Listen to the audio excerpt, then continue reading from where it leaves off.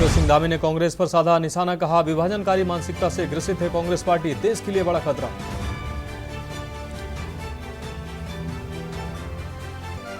चारधाम यात्रा को लेकर सीएम धामी ने ट्वीट कर वीडियो किया शेयर, कहा अभी तक 20 लाख श्रद्धालु करा चुके हैं रजिस्ट्रेशन, 20 जून तक हेलीकॉप्टर बुक। चारधाम यात्रा को लेकर स्वास्थ्य विभाग तैयार, 389 डॉक्टर, 79 स्पेशलिस्ट और 337 पैरामेडिकल कर्मियों को किया गया तैनात। जंगलों में आग लगाने वालों पर होगी गैंगस्टर एक्ट की कार्रवाई, जब्त होगी संपत्ति, डीजीपी ने दिए सख्त कार्रवाई के निर्देश। यूपी के बिजनौर और उत्तराखंड के लक्सर तहसील के बीच सीमा विवाद सुलझाने को संयुक्त पैरमाइश की तैयारी। और वन अग्नि मामले को लेकर मुख्य सचिव राधा रतूड़ी ने की बैठक, घटनाएं रोकने के लिए एक्शन प्लान तैयार करने के निर्देश।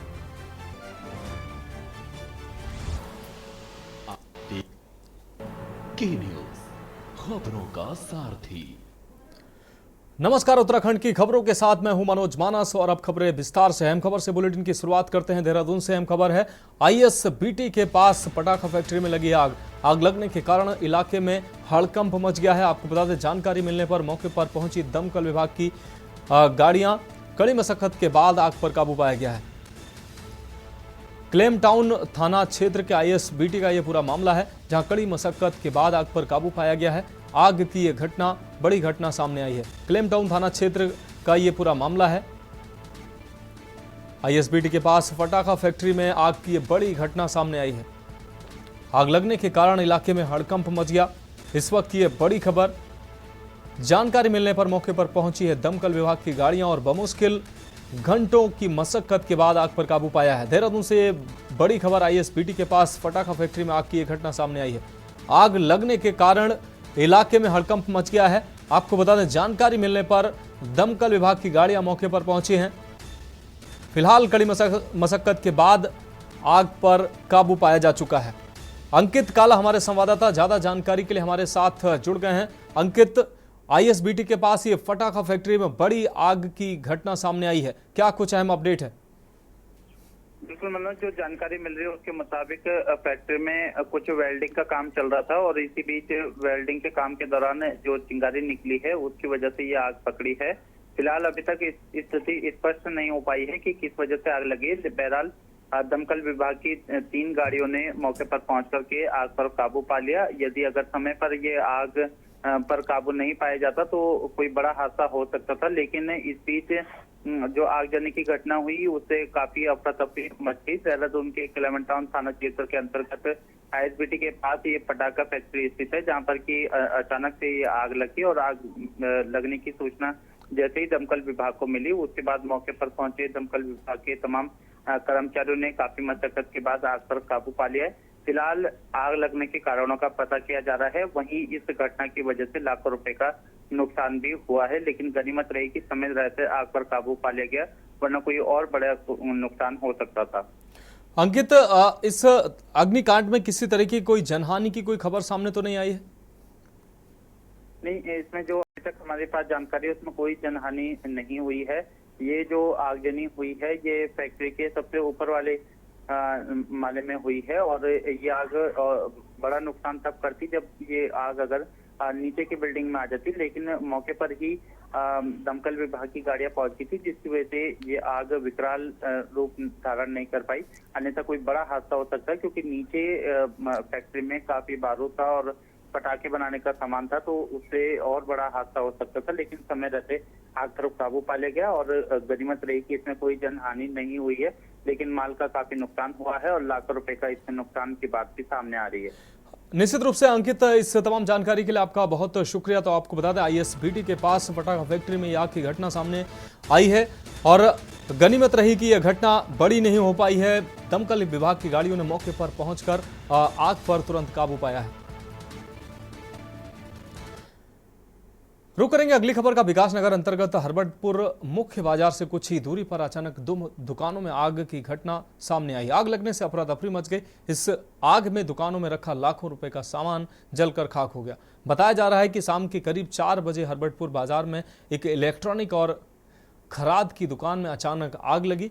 जिससे देखते ही देखते आग ने विकराल रूप धारण कर लिया। घटना की सूचना पर स्थानीय पुलिस और दमकल कर्मी मौके पर पहुंचे, जिन्होंने 2 वाहनों के जरिए करीब घंटों की मशक्कत के बाद आग पर काबू पाया। दमकल विभाग की 2 गाड़ियां मौके पर पहुंची और कड़ी मशक्कत के बाद आग पर काबू पाया गया। गनीमत यह रही कि इस आग में कोई हताहत नहीं हुआ है, मगर इस आग में दोनों ही दुकानों का सामान जलकर राख हो गया। हालांकि आग के कारणों का अभी तक पता नहीं चल पाया है, मगर आशंका जताई जा रही कि दुकानों के पीछे बने गोदाम में रखे सामान में पहले आग लगी, जो बढ़कर आगे दुकानों तक पहुंच गई।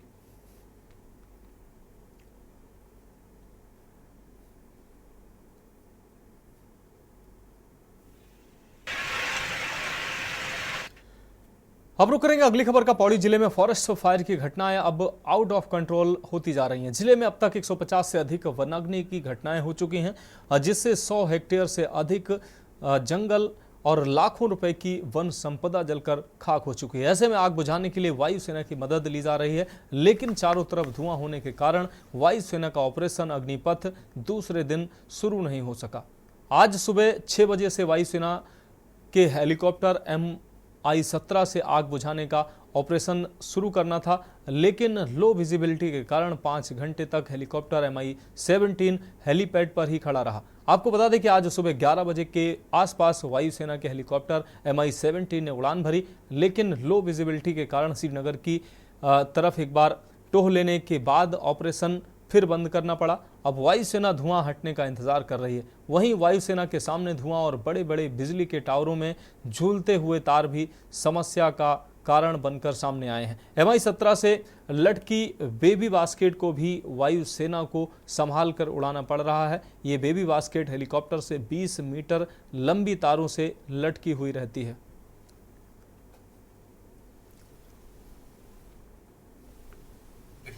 और चॉपर भी आज की लार्ज फायर्स का जो नंबर DFO साहब द्वारा बताया गया, वो 5 लार्ज फायर अभी भी हैं। अद्वानी और पागो और कुछ पर्टिकुलर लोकेशन है, मांडाखाल भी इसमें शामिल है।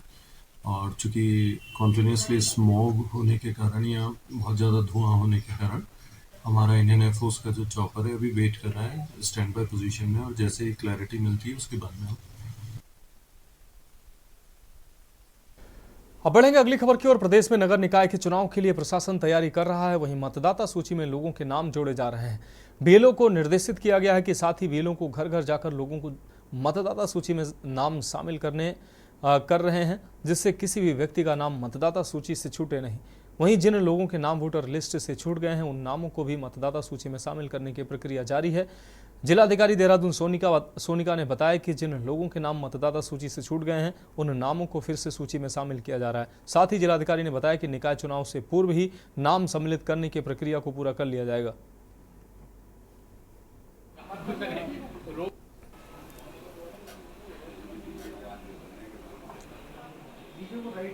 हमारे द्वारा सर्वे किया जा रहा है और BLO को दोबारा से कहा गया है कि घर घर जाके एक बार दोबारा सर्वे कर लें और चेक कर लें, कहीं किसी का नाम छूट गया है तो भी अनुसार उस पर कार्रवाई करें। आगामी निकाय चुनाव तक मैडम हो जाएंगे? जी अभी चल ही रहा है हमारा जो ऑलमोस्ट हम लोगों की काफ़ी हद तक हम लोगों ने रीसर्वे कर लिया है और आगे भी कार्रवाई चलेगी। अब बात करेंगे अगली खबर की। लोकसभा चुनाव के बाद प्रदेश में निकाय चुनाव की तैयारियां, राजनीतिक पार्टियां इन तैयारियों में जुटी हुई हैं। कांग्रेस ने निकाय चुनाव की तैयारी को लेकर बीते दिन बैठक की, जिसको लेकर प्रदेश कांग्रेस महामंत्री नवीन जोशी ने बताया कि शहर के सभी 100 वार्डों में जनसंपर्क अभियान चलाया जाएगा। साथ ही भाजपा ने बीते वर्षों के कार्यकाल में जो स्मार्ट सिटी के खोखले दावे किए हैं, उनको भी जनता के बीच में रखा जाएगा।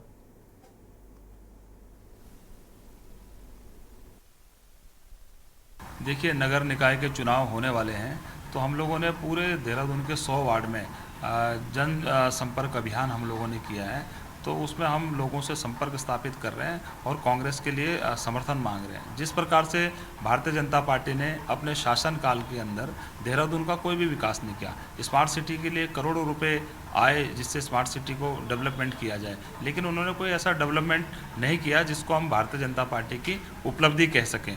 आज देहरादून की स्थिति यह है, जगह जगह नाले खुदे पड़े हैं, जगह जगह सड़कें खोद दी गई है, बरसात का मौसम आने वाला है, लेकिन डेंगू की रोकथाम के लिए उन्होंने ऐसा कोई काम नहीं किया। तो ये सारे मुद्दे हैं जिनको हम लेकर जनता के बीच में जा रहे हैं। एक विकेश नेगी जी अधिवक्ता हैं, तो उन्होंने आरोप लगाया था जो हमारे यहाँ के मेयर हैं सुनील उनियाल गामा जी, उनकी जो संपत्ति है आय से अधिक कई गुना बढ़ गई है। उन्होंने जांच की मांग करी थी, लेकिन आज तक उसमें कोई जांच नहीं हुई है। अगर कोई कांग्रेस का नेता होता, मैं समझता हूँ आज वो सलाखों के पीछे होता। अगली खबर का बीते दिन दूर मेडिकल कॉलेज अस्पताल में 2 लोगों द्वारा अस्पताल इमरजेंसी में आकर चिकित्सक को बंदूक दिखाकर डराया गया। इसके बाद अफरा तफरी का माहौल बन गया। इसके बीच एक आरोपी को गिरफ्तार कर लिया गया है। साथ ही मुख्य आरोपी को भी कुछ समय पश्चात पुलिस द्वारा गिरफ्तार कर लिया गया। इसके बाद अस्पताल प्रशासन ने सुरक्षा को लेकर कड़े इंतजाम शुरू कर दिए हैं। इसके संबंध में बताते हुए सीएमएस अनुराग अग्रवाल ने बताया कि पुलिस द्वारा गश्त को बढ़ाने के लिए कहा गया है। साथ ही पुरानी इमरजेंसी से पुलिस चौकी को नई इमरजेंसी में स्थापित किया गया है।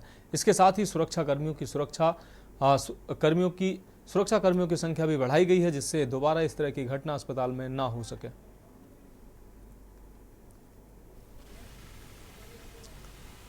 हाँ देखिए, बिल्कुल ये एक जो अस्पताल के अंदर डॉक्टरों को लेकर एक सिक्योरिटी की प्रॉब्लम पहले भी 1-2 बार हो चुकी है।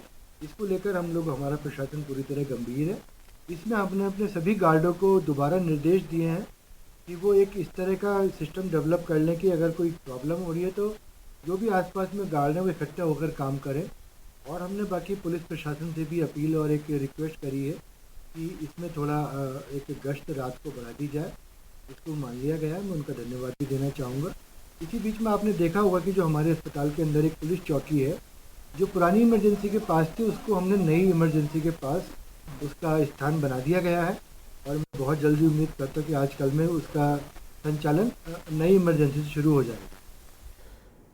अब रुक करेगा अगली खबर का। आगामी 4 धाम यात्रा के लिए उत्तराखंड स्वास्थ्य विभाग यात्रियों को बेहतर स्वास्थ्य सुविधाएं उपलब्ध कराने के लिए पूरी तरह तैयार नजर आ रहा है।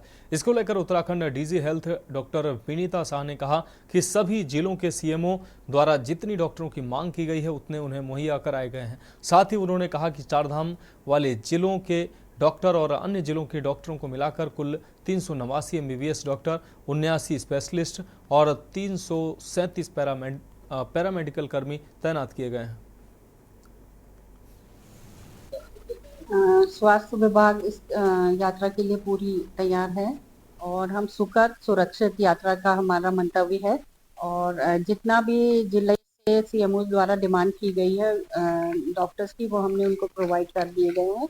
ऑलरेडी लगभग इस तरह से उनके जो अपने डॉक्टर तैनात थे और जो बाहर से दिए थे उस मिला के कुल 389 MBBS डॉक्टर्स, 79 स्पेशलिस्ट डॉक्टर और 337 पैरामेडिकल हम लोगों ने तैनात किए हैं।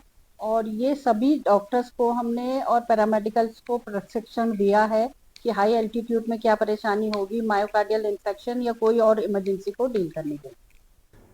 बढ़ेंगे अगली खबर की ओर। उत्तराखंड के जंगलों को जलाने वालों के विरुद्ध पुलिस अब सख्त कार्रवाई करने जा रही है। राज्य के डीजीपी अभिनव कुमार ने कहा कि जंगलों में बार बार आग लगाने वालों पर गैंगस्टर एक्ट के तहत कार्रवाई की जाएगी। इसके साथ ही ऐसे लोगों से आग से हुए नुकसान की भरपाई भी कराई जाएगी। उन्होंने कहा कि ऐसे लोगों के खिलाफ पहले फॉरेस्ट प्रोटेक्शन एक्ट, फिर वाइल्ड लाइफ एक्ट के तहत कार्रवाई की जाएगी। यदि कोई बार बार आग लगाते पकड़ा जाता है तो उसके खिलाफ गैंगस्टर एक्ट के तहत कार्रवाई की जाएगी। ऐसे लोगों की संपत्ति भी जब्त की जाएगी। इस संबंध में सभी पुलिस अधिकारियों को निर्देश जारी कर दिए गए हैं।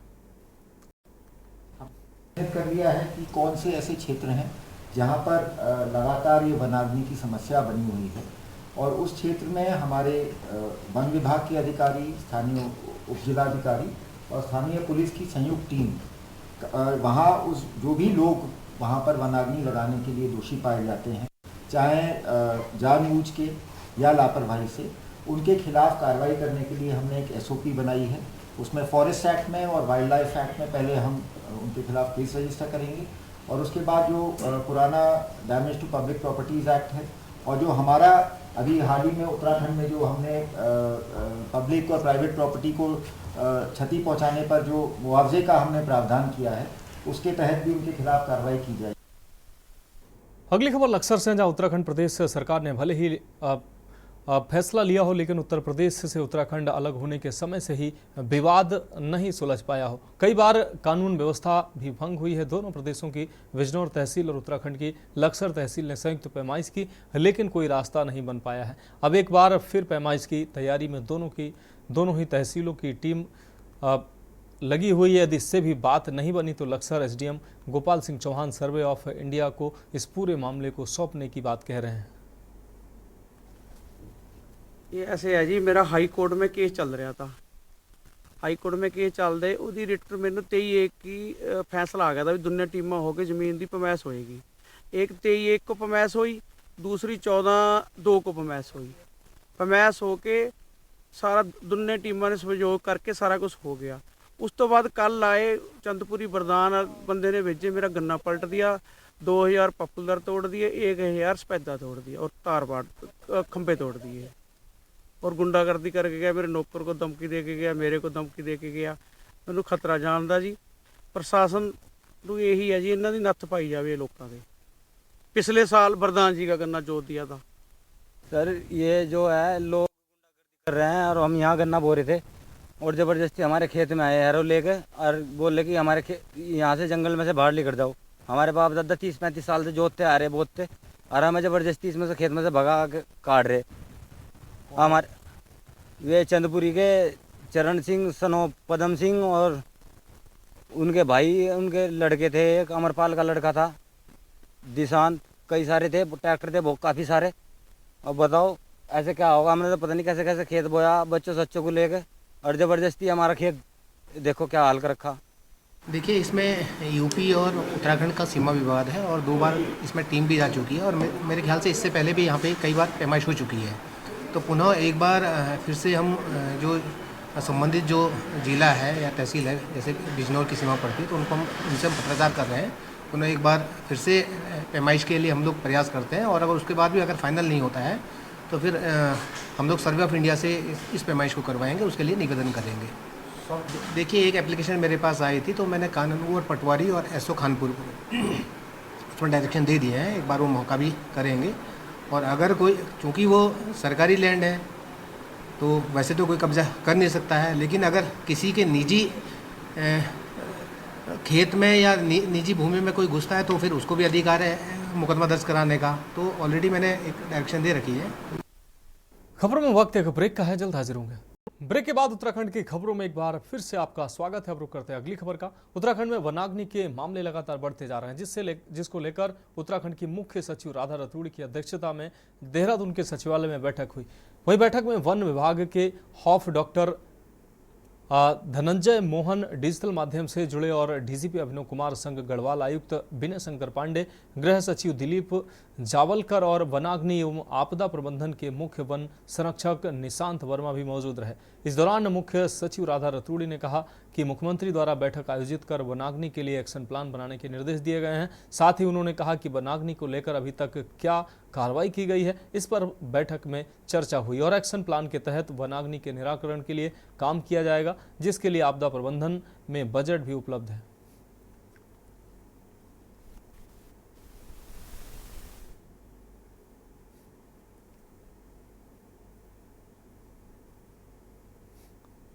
अग्नि को लेके हम लोगों ने सभी संबंधित विभागों के साथ अभी बैठक करी है। जो माननीय मुख्यमंत्री जी के सुबह निर्देश मिले थे कि आज ही आप लोग एक मीटिंग करके इफेक्टिव एक एक्शन प्लान बना लीजिए। इस समय मेरे साथ डीजीपी भी हैं और निशांत हैं और कहकशा हैं, होम सेक्रेटरी हैं। तो सब लोगों ने इसमें जो क्या क्या अब तक कार्रवाई की है उस पर हम लोगों ने चर्चा की और इसको तत्काल वन अग्नि की जो विकराल समस्या हो रही है उत्तराखंड में, इसको रोकने के लिए क्या क्या कार्रवाई होनी है उस पर भी हम लोगों ने एक एक्शन प्लान बना लिया है। तो यही अब सारे विभाग इसी प्रकार से सब एक साथ मिलके काम करेंगे। डिजास्टर मैनेजमेंट डिपार्टमेंट जो आपदा प्रबंधन विभाग में, इसके लिए बजट भी उपलब्ध है जो सभी जिलाधिकारियों को दे दिया गया है और जिलाधिकारियों की पूरी टीम डिस्ट्रिक्ट आपदा प्रबंधन अधिकारी के साथ, डीएफओज के साथ, पुलिस अधिकारियों के साथ, फायर वॉचर्स लगे हुए हैं सब जगह, वो सब जगह जाके वन अग्नि बुझाने का प्रयास कर रहे हैं।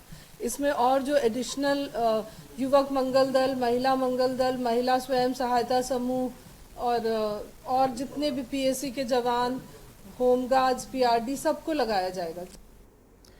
अब रुक रहे हैं अगली खबर का। देवभूमि उत्तराखंड के जंगलों में लगी आग थमने का नाम नहीं ले रही है। आलम यह है कि ये आग जंगलों से अब कई गांव तक भी फैलती नजर आ रही है। उत्तराखंड में करीब 110 से ज्यादा अलग अलग आग की घटनाएं देखने को मिली हैं। जंगलों की इस आग से राज्य के करीब 1200 हेक्टेयर से ज्यादा जंगल जलकर खाक हुए हैं। आग की वजह से राज्य भर में 5 से ज्यादा लोगों की मौत भी हो चुकी है। वहीं आग बुझाने के लिए वन विभाग के साथ ही स्थानीय लोग भी आग बुझाने का प्रयास कर रहे हैं। पूरे पहाड़ में इस वक्त जंगलों में लगी आग का धुआं देखने को मिल रहा है। जंगलों की आग बुझाने के लिए सेना के हेलीकॉप्टरों को लगाया गया है, उसकी मदद ली गई है। हेलीकॉप्टर के जरिए आग बुझाने का प्रयास किया जा रहा है। इसके अलावा शासन स्तर पर लगातार बैठकों का भी दौर जारी है। मुख्यमंत्री पुष्कर सिंह धामी ने कहा कि वन अग्नि पर नियंत्रण पाने के लिए सरकार हर मोर्चे पर कार्य कर रही है। सेना की सहायता लेने के साथ ही अधिकारियों को भी ग्राउंड जीरो पर पहुंचकर वन अग्नि पर नियंत्रण पाने के निर्देश दिए गए हैं। ये रिपोर्ट देखिए।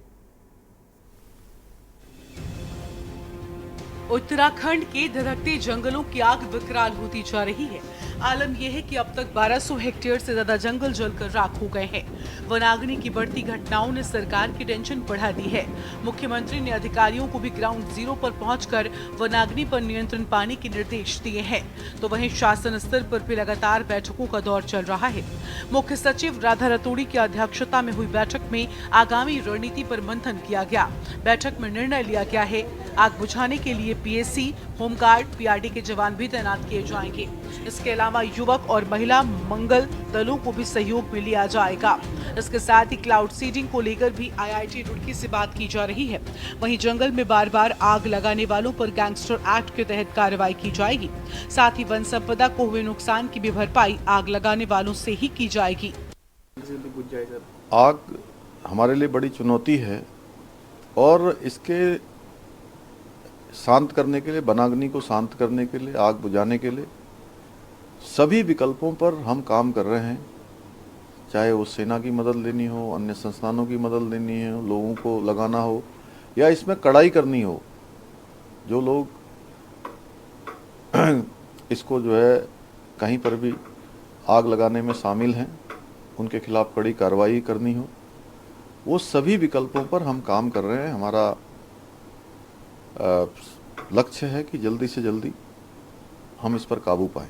ये तो 1 सप्ताह का टाइम सीएम साहब ने ही परसों दिया था, तो उसी को हम लोग आगे बढ़ाने के लिए आज फिर से हम लोगों ने बैठक की कि जो निर्देश दिए थे वो सारे कंप्लायंस हो जाएं। तो उन सब में कंप्लायंस हो रही है। 1 सप्ताह का टाइम है।